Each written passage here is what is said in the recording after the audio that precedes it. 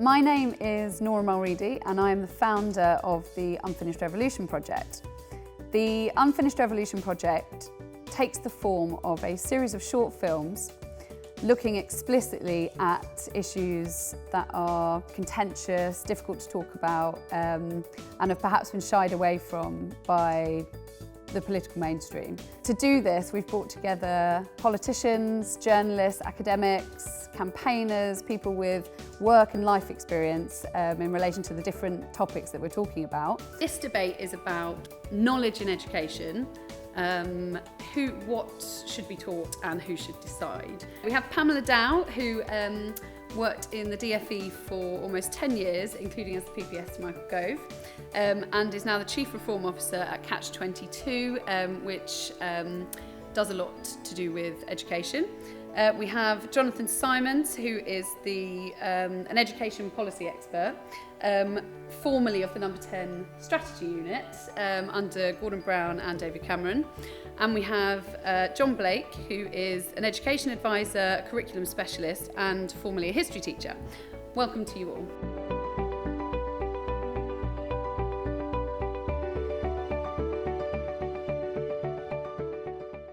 I always say there's two big debates, there's one small debate, and there's a big debate that nobody talks about. So the two big debates are, the first one is, what exactly is a knowledge curriculum? What does it mean to teach knowledge? So within that, you have discussions about, isn't everything that they teach knowledge? So you have discussions about what it means. You have discussions about whether it is, in fact, skill-based or whether it is knowledge-based. But what exactly it means, I think, is the first big debate.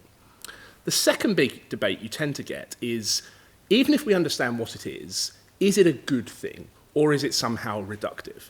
So within that you get discussions about, for example, is it a poor diet to give children nothing but, as is sometimes alleged, lists of facts or rote learning? Shouldn't we also be teaching them skills in various ways? There's discussions about whether we should give children richer experiences. There's also discussions about whether should we, in the dawn of the 21st century, be teaching a more modern set of things? So children need to know more than just a set of facts. Those are, I think, the two big debates. The smaller debate is, how do you do this? How is it best done? Is there too much knowledge out there in the world to be learned?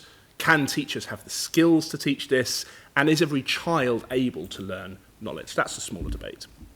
And then the fourth question, which is in some ways the most important of the lot, and therefore obviously talked about the least, is what is the knowledge that ought to be taught? What should the content of a curriculum be? So even if we get as far as accepting we need to teach children stuff, we accept how we do it, and we accept we should teach it, we almost never get to the fourth question of, so what do we get taught? And I think those issues between them are more than enough to keep a lot of people going.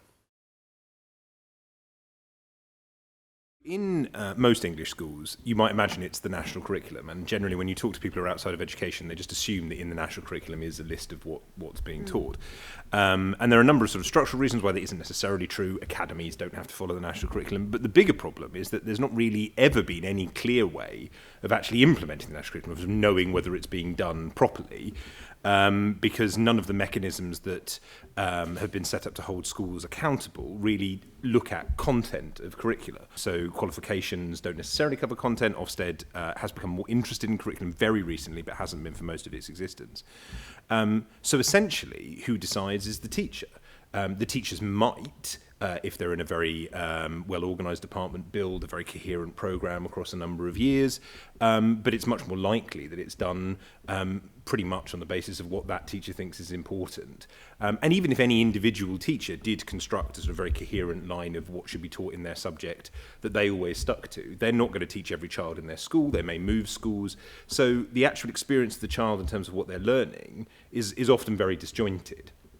What is guided and taught in most schools is in large part, particularly in secondaries, down to the exam specs. So it's not a complete free-for-all. If you go into almost any GCSE English classroom in England, they will be, over the course of the 2 years, more or less teaching the same thing. And they'll be teaching the things that the three main exam boards are going to be examining them in at the end of the 2 years. So in a sense, actually, the best and most coherent curriculum that we have, for better or worse, is what AQA or EdXL or whoever decides to put on their GCSE and A-level spec. Obviously, that applies much less before you're at GCSEs. Nobody ever really asked me what it was the children in my class were learning. They wanted to know whether or not they were going to get the exams. And I think on that, even that, I mean, Jonathan is right. That provides a level of structure for Key Stage 4. That is the last 2 years of secondary. But even that is problematic because no difference is often made between, well, if they get the result, if they get the grade that we want in that exam, that means they've learnt that stuff. But we know that that's not true, because ultimately all an examination is a sample of the total number of things you could have taught in that subject.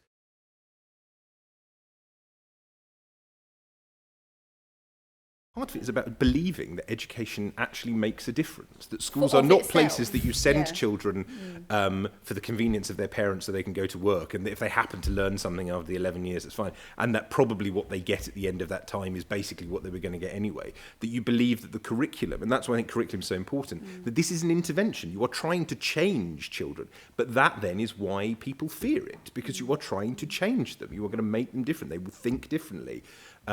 They will be, I mean, you get a lot of discussion. I mean, one of the things we haven't touched on so much is that sort of sense of whether or not a more academic curriculum is alienating for children from certain backgrounds. And my answer was, yeah, of course it is. All education's alienating. It's supposed to take you into things you don't know. It's supposed to confront you with that which you haven't seen. But that can be really difficult. And that is an awesome power. The problem I think we have in curriculum discussion, or certainly have had for a long time in curriculum discussion in this country, is not that that power wasn't being wielded, but that we weren't talking about who was wielding it, and we pretend that if we don't talk about it, they're not doing it. But actually, teachers making their decisions in day on, day out, and sort of cobbling together a curriculum as a total, that's a decision about the power of curriculum, and that will have an impact. And if they've got a certain bias, whether explicit or implicit, that's what's driving that. Ken Robinson's, I think it's the most viewed TED talk on Still, which is a very compelling, charming, hilarious 15-minute, however many minutes account of how children are just naturally born to learn, and schools are killing them with a lack of creativity, and Shakespeare didn't need to go to school to write what he wrote, and why are we making people learn instruments when they can naturally sing? You can tell by the way I'm talking about it where my bias lies. And it is compelling. One thing that I find interesting about the teachers who have come to critique this TED talk is that it's very appealing conceptually, but empirically their experience is that it doesn't work, and actually a knowledge-led, quite traditional approach to transmitting knowledge, where a teacher-led curriculum works better. I think the progressive side wants, if you to be very broad about it, is independent learners who are resilient and creative and thoughtful. I want those things too. I just don't think you get them by foreshortening the sort of the broad liberal education that the current national curriculum now guarantees people. And in fact, I think you rob people of that. Because ultimately, it was interesting in Pamela taking from the Ken Robinson TED talk the idea, Shakespeare didn't need to go to school. Well, Shakespeare did go to school. Shakespeare had a very, very strong, very, very clear induction into quite a lot of things, which is flowers into his plays. You can't be creative if you don't have anything to be creative with. I think one of the ironies of this sort of the politics of this debate is people say, oh, you just want to teach rote facts, you just want to drill them in, this is just about getting higher results. Well, it's not. I mean, it's theoretically possible to conceptualise of a school that would get lower results because it pursued a knowledge-rich curriculum, because it would no longer be just focusing on exam outcomes. And we know that lots of the children who ended up getting the minimum C grade, say for maths in GCSE, there was a huge uptick in that, which is to be welcomed in one sense. But we also know that a lot of those children didn't have the mathematical skill that seemed to confer, and that they will have gone out into the wider world, into the job market, with mathematical skills that weren't validated by the qualification, and they will have had problems. That is where one of the really big challenges, I think, comes with knowledge-rich education. What do you do if your children aren't learning it? That can be a really hard thing to face. And how do you find the time to make sure they can?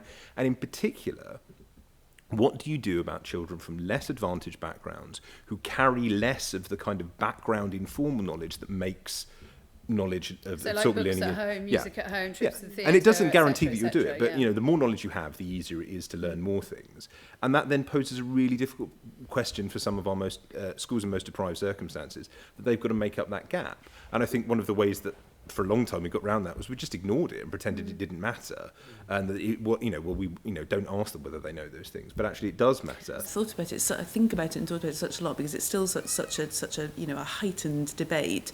Is, do you think it's class and political bound that the people who have watched Ken Robinson and like it and want the to be a much more child-led and natural approach to education tend to be well off, pianos in the front room, atlases on the shelf. People who are educationalists tend to be from those sorts of backgrounds. So of course it makes sense to them. They're watching their little kids and thinking, oh, they're so damaged by all this homework, and look at them out playing and learning in the garden. Of course they have a tendency to go in that direction.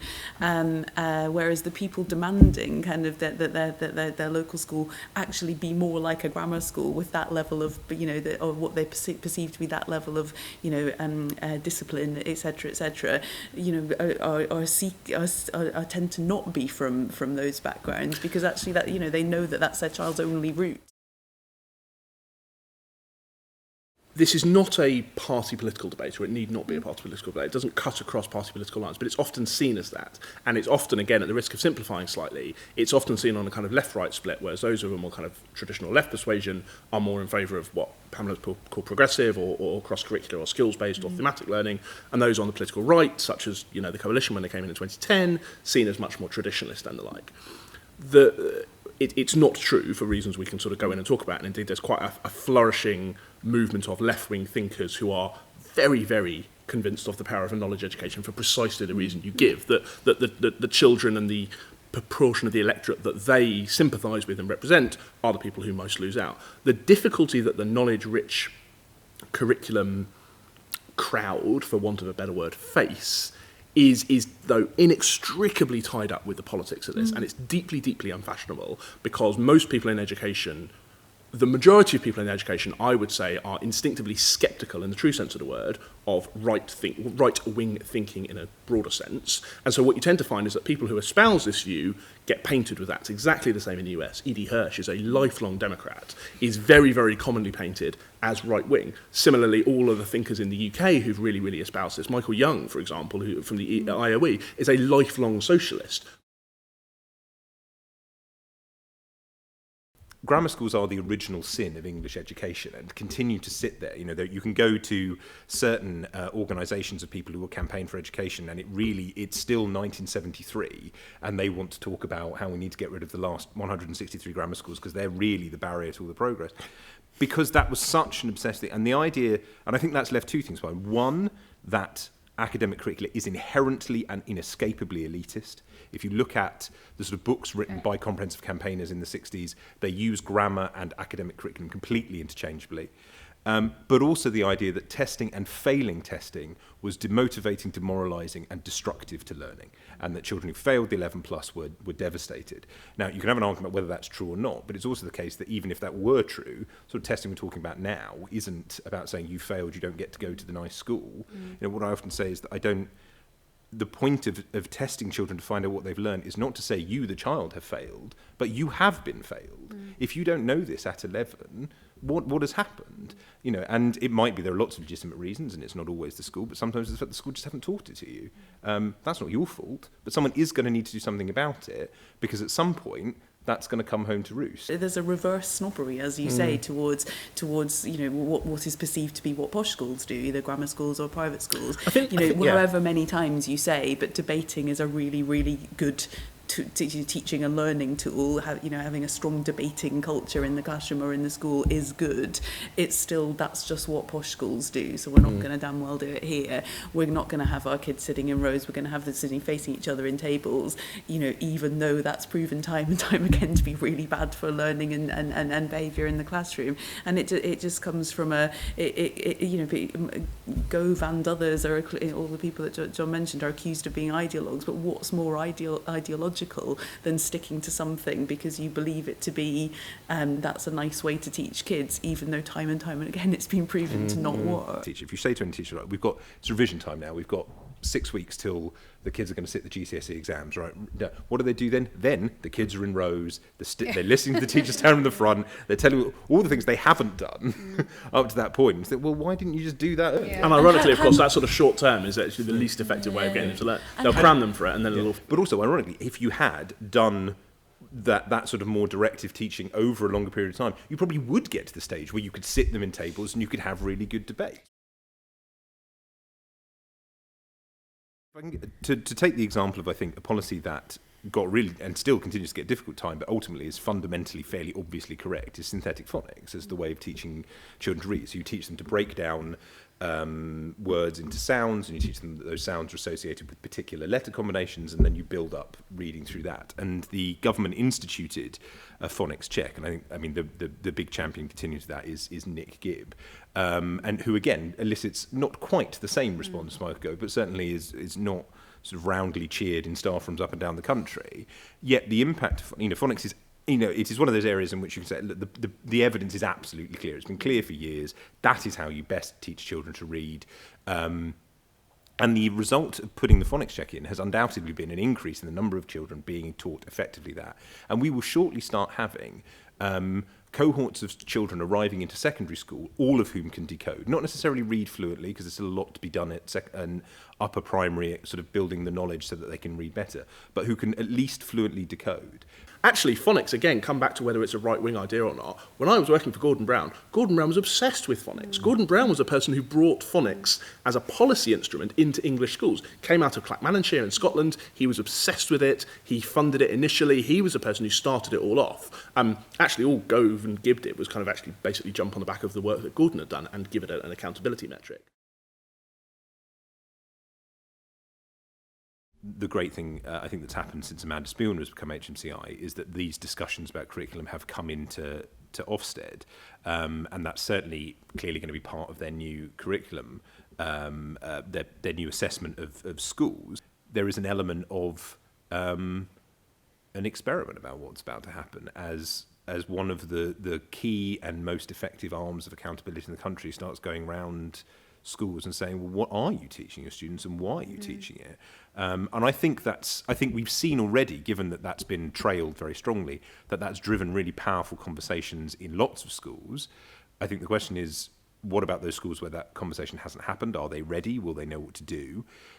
And so what do we do? See lots of schools kind of failing their Ofsted. Well, on the I mean, basis they've of... said no, and that they're going to manage that process that they shouldn't do. But the problem is that ultimately, even if we did, what would you do about those schools? What are we going to do, given that the national curriculum isn't applied in academies? What are you going to do? And I think we need to begin to think about new policy ways forward of sharing really good curriculum into those schools. Partly because I think curriculum is a really powerful agent to be used well beyond the kind of urban metropolises. I mean, the enormous good news story of education in England in the last 20 years has been the extraordinary success of London, and it is genuinely remarkable what's going on there. But we know that there are large swathes of the country that have just been left behind. They barely touched by that revolution, and a lot of that is because the kind of London draws a lot of the teachers who were able to do that work. Having said that, I think it's immensely powerful. Having said that, I think it's a real agent for social change. I'm actually really nervous about Ofsted getting involved in curriculum. And this is the point where I sort of depart company from people of which I sort of keep company on most other issues.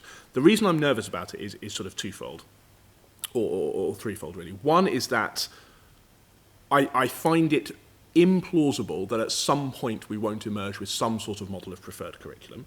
And I think on a point of principle, I'm not sure that that's the right approach.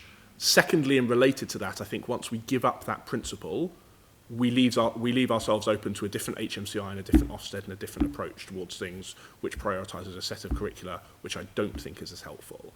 And the other point is, one of the other things that Michael Gove did was he stripped the Ofsted framework right back from sort of 30 or 40 indicators, many of which were deeply contestable in terms of how you judge them, to 4 things which are relatively easy to judge empirically. So we used to judge all sorts of things about a school, and most of them were invalid and unreliable judgments. I am nervous that curriculum takes us back to a space where we may be starting to make those sort of value judgments again. Even peculiar that we would get to a point where we have an inspectorate in education that doesn't inspect the matter of education, which is the content that we want the students to learn. So I don't think John's wrong that there are lots of things that are going to emerge and lots of issues that may emerge here. But I think part of it is about thinking about how England chooses to govern its sort of curricular arrangements such that we can have those conversations in a way that is open and transparent. I think there is a distinction between what the elected Secretary of State and his or her advisors and ministers choose to do and what the inspectorate chooses to do. And I'm nervous about an inspectorate making a judgment that is not necessarily the judgment that the DFE is making, and that's, I think, the risk of curriculum judgments. I'm very happy with the DFE saying, here is the pass mark, and Ofsted going and inspecting whether or not you make that, and DFE then saying, oh no, this is the pass mark, and Ofsted then judging that. I think when they're getting into the realms of what is a curriculum, I'm nervous about Ofsted making that judgment and not DFE. If we go back to, when I was in number 10 in the pre-2010 period, there was a huge national curriculum review that happened. And it is a famous/infamous review, depending on your view of what curriculum should, because it espoused a very particular way of delivering a curriculum. Now, we were sitting in number 10 with the Prime Minister, talking to the Secretaries of State in DCSF, as was the time.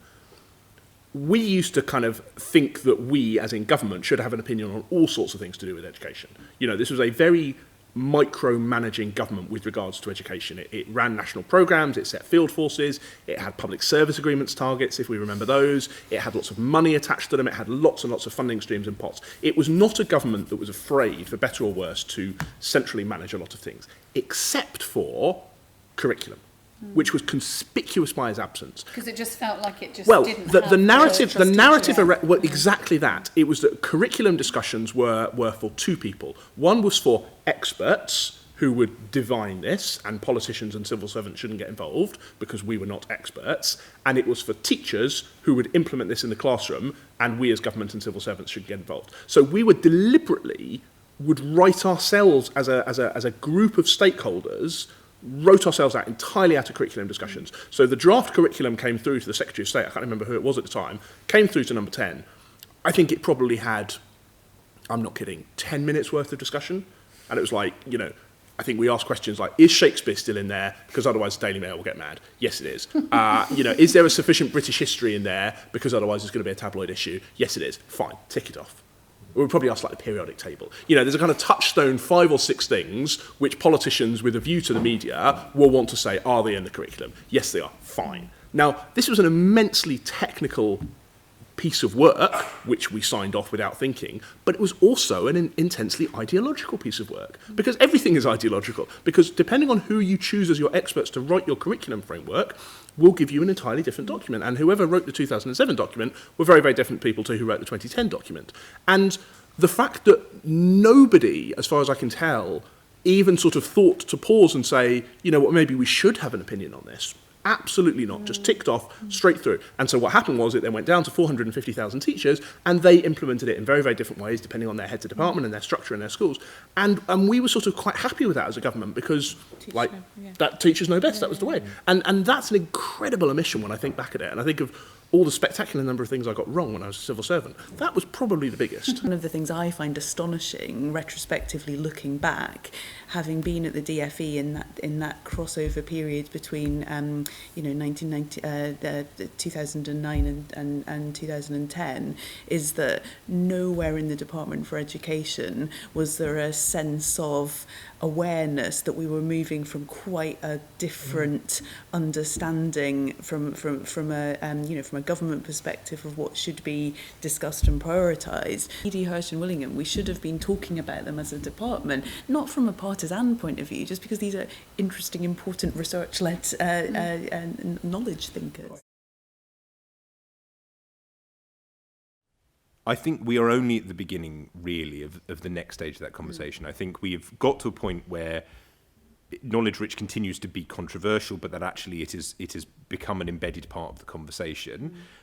There are lots of answers to that, who should decide and how they should decide. We will need to firm those things up and come to more if not common agreements, then at least common agreements about how we might come to common agreements. But I think this is a long-term game, but one of the benefits of those 2010 changes is that there are lots of new actors in the field who can be part of that conversation. So it's a much wider, richer, ultimately more fruitful conversation than I think it has been for a long time. The good thing that's happened, I think, is that this sort of recognition, that whereas, they're ideological, I'm just, common sense or neutral, that's over now. Wherever you are on this spectrum, that's an ideology, and you should keep questioning why you hold it.